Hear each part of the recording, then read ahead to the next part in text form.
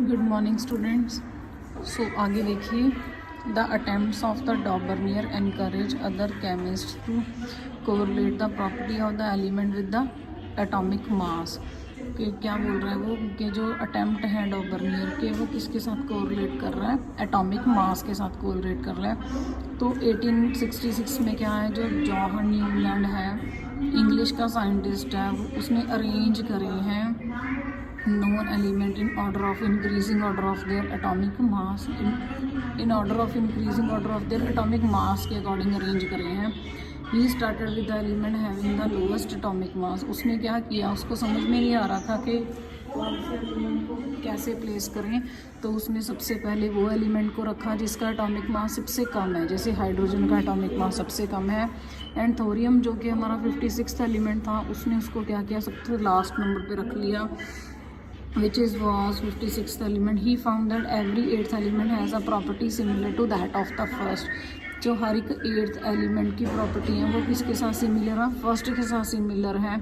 He compare to this octave in a music के साथ, music के नोट्स के साथ उसको इसने कंपेयर किया। तो देयरफॉर ही कॉल्ड इट, उसने इसको क्या बोला फिर कि इसे बोलते हैं लॉ ऑफ ऑक्टेव बोलते हैं। तो आगे देखिए, is called law of Octave या फिर न्यूलैंड लॉ ऑफ ऑक्टेव बोलते हैं।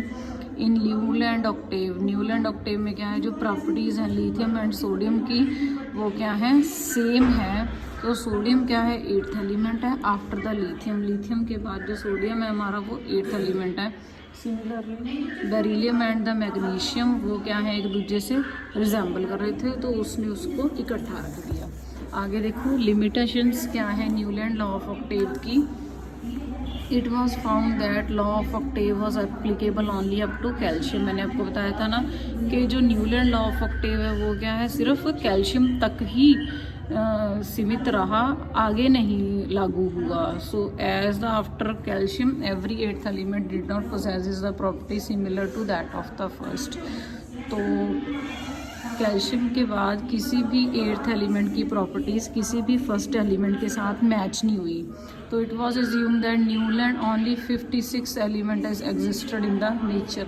तो न्यूलैंड ने ऑब्जर्व किया कि सिर्फ 56 एलिमेंट ही हैं जो नेचर में एग्जिस्ट कर रहे हैं। No more element would be discover. उसने क्या बात बोली थी, उसने बोला कि 56 एलिमेंट्स से अलावा और कोई भी एलिमेंट नहीं है जो नेचर में एग्जिस्ट कर रहा हो। Several new element were discovered whose properties did not, क्या था, सेवरल न्यू एलिमेंट्स तो डिस्कवर हुए लेकिन उसकी प्रॉपर्टीज़ क्या है, लॉ ऑफ ऑक्टेव में फिट नहीं बैठ रही थी। ठीक है, तो in order to fit elements को फिट करने के लिए उसने क्या किया, उसने कुछ एग्जांपल्स ले ली। ठीक है, जैसे कोबाल्ट है, निकल है, जैसे कोबाल्ट की प्रॉपर्टीज़ निकल के साथ मैच कर रही थी। ठीक है, तो उसने उन दोनों को सेम स्लॉट में रख दिया, और फिर these are placed in the same column. जैसे फ्लोरीन, क्लोरीन एंड ब्रोमीन, इन तीनों की प्रॉपर्टीज़ मैच कर रही थी, तो इन तीनों को इसने अलग स्लॉट में रख दिया, which was very different properties from these element. जैसे आयरन की प्रॉपर्टीज़ मिल रही थी कोबाल्ट के साथ और निकल के साथ। तो आयरन को कोबाल्ट को एंड निकल को एक जगह पर रख दिया। ठीक है, इसने ऐसा किया। और पहले हमने पढ़ा था डॉबर्नियर का ट्रेड, उसने 3 एलिमेंट्स लिए थे। फिर ऑक्टेव का पढ़ा, उसने 8 एलिमेंट्स लिए हैं।